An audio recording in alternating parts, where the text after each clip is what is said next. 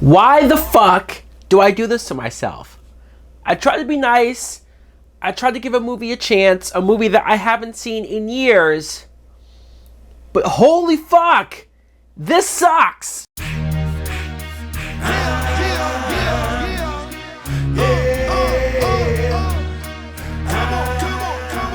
Hello. What is up, everybody? My name is Mike Brown, aka ReviewKingMB, and this is a movie that I don't really know why I sat down and rewatched this. Whether it's because of Black History Month or because we have Black Panther, and so I want to go back and revisit some of the older Black-led superhero films. But man, I haven't seen Steel in so long. I watched it when I was a kid. It came out in 1997. I was like 8 or 9 years old. And I remember as a kid thinking it was okay. Woohoo! Hee-hee! Aha! Apparently I was so dumb as a kid that I would like anything that you would put in front of me. This movie is garbage. Absolute garbage. It was written and directed by Kenneth Johnson, who he had to be talked into doing this movie because he initially didn't want to do it. He didn't want to do a superhero movie. But Quincy Jones, who produced this movie, it was his personal project, something that for some reason he really wanted to get off the ground. I actually like the reason why he wanted to get this movie made. He wanted a black superhero to be out there to give people hope and make them think, hey, not only white guys can go out there and do this. So look, the intentions were there, the idea was there, but the execution, God damn it. The plot is we meet John Henry Irons, who is played by, here's your first mistake, Shaquille O'Neal. A guy who, look, I will admit he does have a certain presence on screen, but that's just because he's a famous basketball player. Like, we know him from basketball. We know him as this, just, like, he's a celebrity. He's not an actor. He never was an actor. These experiments that they tried to do with him in the 90s of putting him in movies that he had no business being a part of. It's a shame. It's such a shame because his acting is atrocious. There's so many times, so many scenes where I'm just like, ew. The delivery, the dialogue, even the dialogue that's written isn't that good as well. There are some cheesy one-liners. Like, you could tell this is straight 90s. You watch a movie like this, a superhero movie like this, and it's like, no wonder why the Academy, the Oscars, why they look down on superhero movies. It's probably because it goes all the way back to movies like this. I almost feel bad condemning people and shaming people for being so one-minded and closed-minded and not wanting to give comic book movies a chance, because this is probably what they saw first.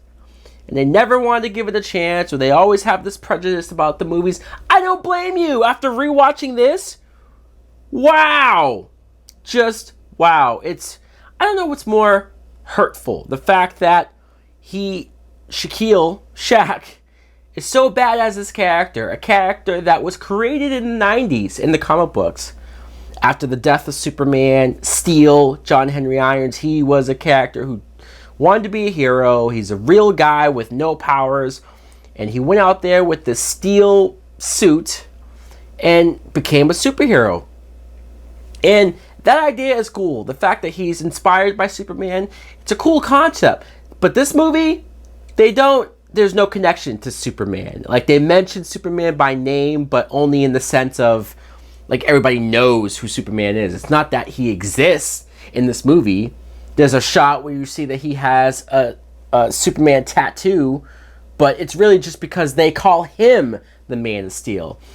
There's no direct reference or actual tie-in to the Superman character, him being inspired. Like, imagine if this movie was about a guy, a regular old Joe, who is inspired by a Superman, whether it's Christopher Reeve or just any type of Superman that exists in the movie.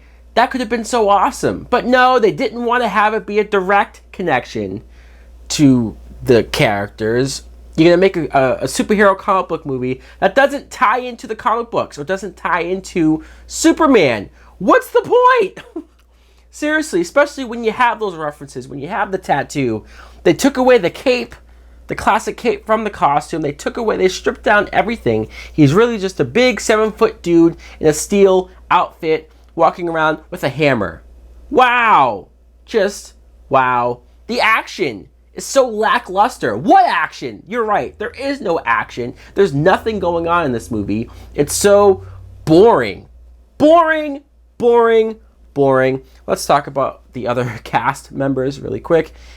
Annabeth Gish plays this character Sparky, who I tried to look up if this character exists in the comic books, and I saw that there were some other characters named Sparky or Sparks, but they're like superheroes. Like, no direct connection to what this character is.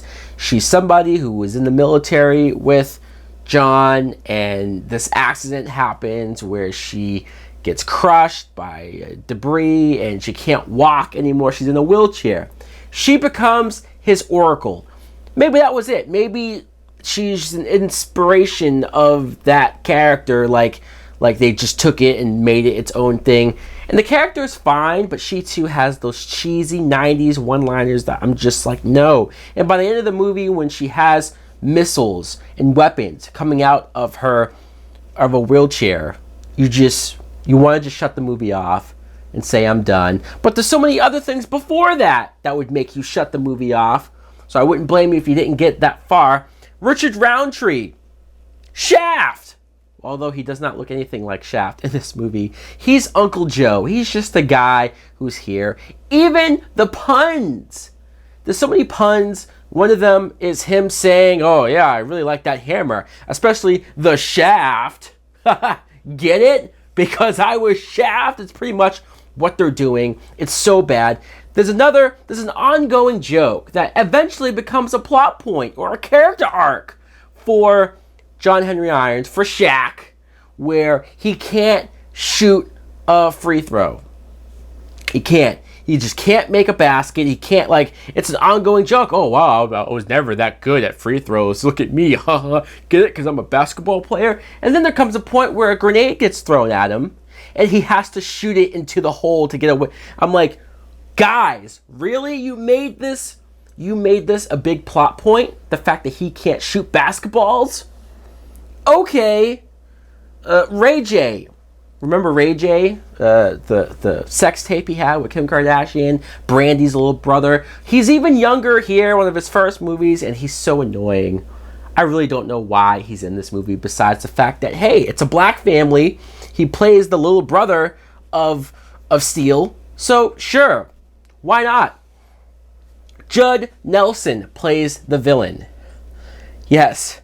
John from The Breakfast Club is the villain of this movie, and he does not look like that guy anymore, trust me. And his villain character is so cliched, so generic, so nothing. I don't even really get what he's trying to do. He's making these dangerous weapons and selling them to gangs, and I guess just making money off of that, I guess. Whoop-de-doo! And this steel suit looks so bad, just so cheap. This movie was made on a very cheap budget, well, at least in today's comparison, $16 million, which is nothing in comparison, but it only made $1 million. It was such a big box office bomb, and thank God it was. This film is trash. It is one of the worst films, the worst superhero films ever, of all the times. Woo! Hopefully, I never have to watch. I never will watch Steel once again. I can't believe how bad it was. Anyways, guys, let me know in the comments below if you remember Steel, if you've seen Steel, if you haven't seen it, if this movie deterred you away from this character. Unfortunately, that's what it did. Thanks for watching. Like, comment, subscribe. Later.